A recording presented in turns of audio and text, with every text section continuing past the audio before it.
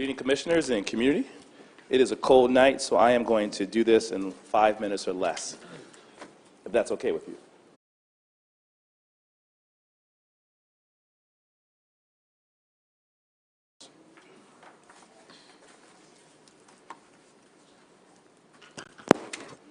Good evening, commissioners and community. It is a cold night, so I am going to do this in 5 minutes or less, if that's okay with you. All right. That's all right. Good. No, man, we want you to stay here all night.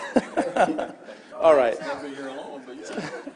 So as we approach the midway point of the year, I just wanted to, as we gear up towards the January exams, I know it's a busy time for students and staff and trying to hit critical benchmarks. So today's presentation really is to give us some predictive data leading towards the January and then hopefully through June exams. So the first couple of charts I'm going to go through really quickly, and it's self-explanatory for those looking at home, is the behavior update, which is showing that our restorative practices are still in full swing. We had some unfortunate incidents this week, so that bottom line where we have not so many incidents in December has just drastically increased this past week with the incident involving a few students. But what I've been most impressed about that incident is the response from the parents and the social workers and the counselors coming together to mitigate the issues before they spill over into the break. And we all know it's when kids often go home is when a lot of the issues, not in their physical home, but into the neighborhoods and around their peers, they're encouraged to take on and do bad things. And this is our counselors and social workers with their parents are really working hard to avoid future incidents. The next few charts are just some of the progress data, things that we're tracking. One is our Q1 GPAs. And we know there's a lot of subjectivity in GPAs, but it does show the progress of our students from 2013 to the current, and a lot of the work being done with our support staff and helping kids catch up in their homework and also studying moving forward.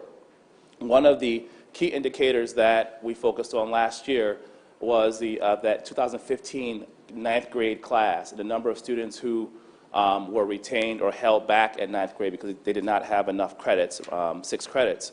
That number has drastically decreased over the time, and we're really excited about that because that's an indicator, a leading indicator towards graduation if those students continue to progress as they enter grade 10. And the next slide just kind of shows what those students from ninth grade last year are doing this year as 10th graders. And I'm really excited about some of the preliminary data after the first marking period. There are students who are not being successful, absolutely, and those are kids that we are monitoring closely. But I'm really pleased with the number of students who have 2 core classes passed thus far with PE and higher.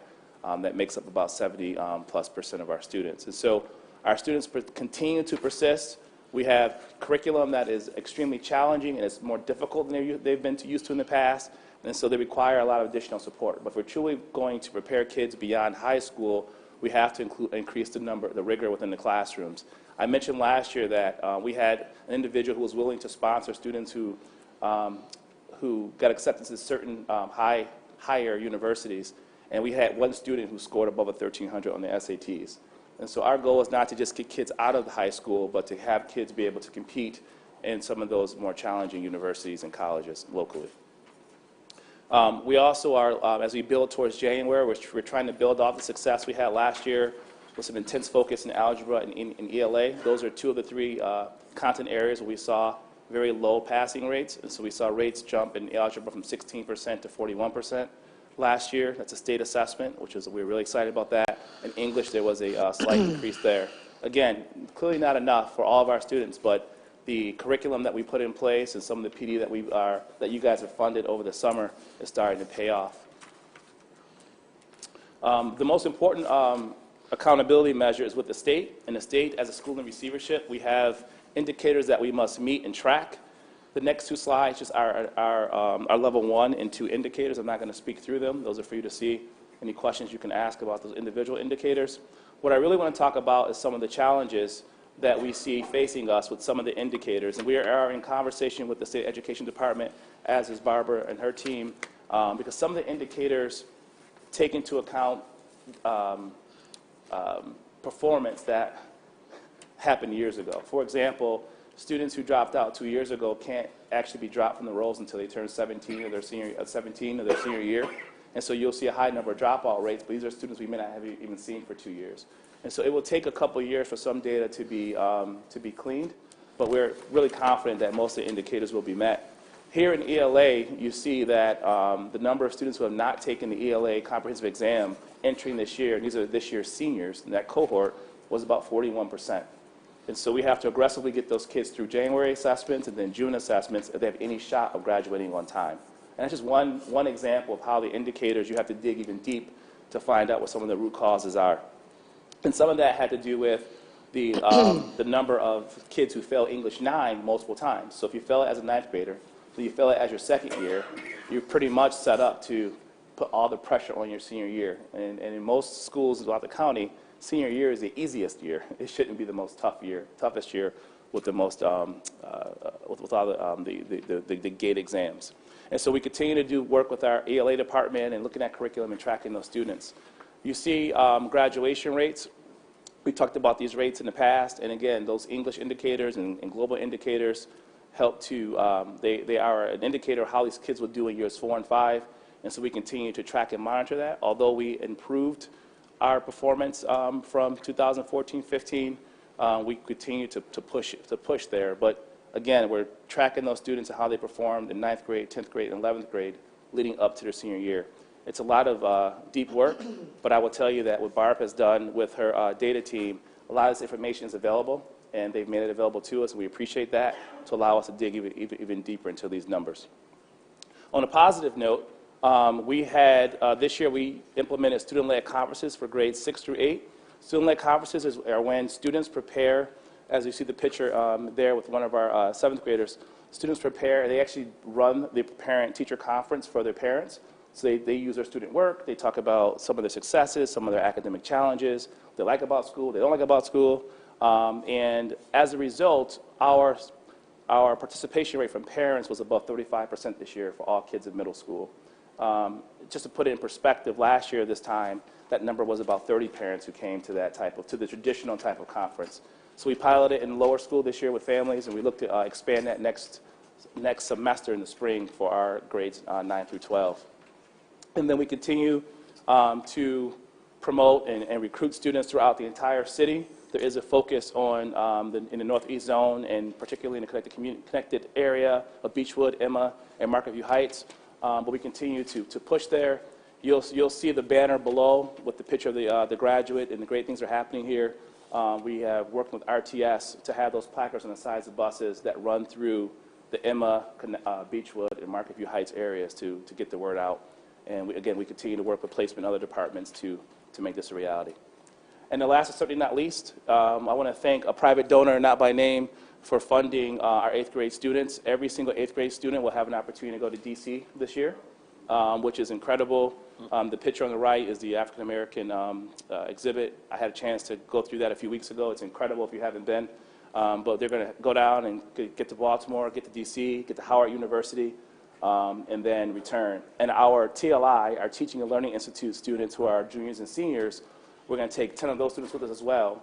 They will act as chaperones, and they're going to create the lesson plan for the students who will be attending in 8th grade. So we hope to create a pipeline between our 8th grade students and our students in the TLI program, 11th and 12th, so they can get their great experience leaving East as teachers in training, if you will, as we build that pipeline. Thank you. Any questions for Dr. Miller? I have one question. Yep. So I understand your argument about the dropouts that are not, or maybe from 2 years ago. Yep. But our district still has a responsibility for students up to age 17, I guess. Yep. And this would be for all across Yep. the district, too. I mean, what are the efforts that are going on around students who have dropped out? Like, Yep. are there systems in place Yes, around we that? have. So, again, there's a lot of systems within the district, as well, OASIS and other programs. But at East, as part of EPO, we built in 2 models. One is we partner with NEED, and we offer a GED program for students and trying to catch those kids where they are. We had, I believe, 4 or 5 students last year get their GED. That number should increase this year. And those are for students who honestly had already left school. And we went out and worked with community leaders who have connections to those students in the community. We also work with probation and others to actually locate the students and to try to re-engage them. So we have not given up on them at all. And we put them in a respectful environment so they're not sitting with 13 and 12-year-olds, and so they're together, they're learning about Rochester history, learning about the importance of becoming positive citizens.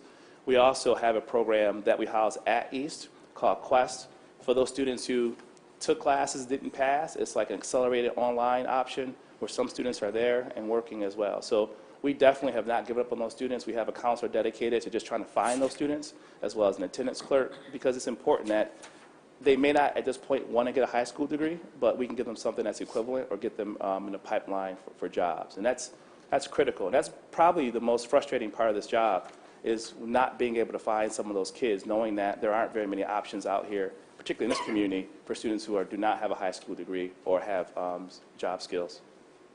Okay, thank you. Yep. Is this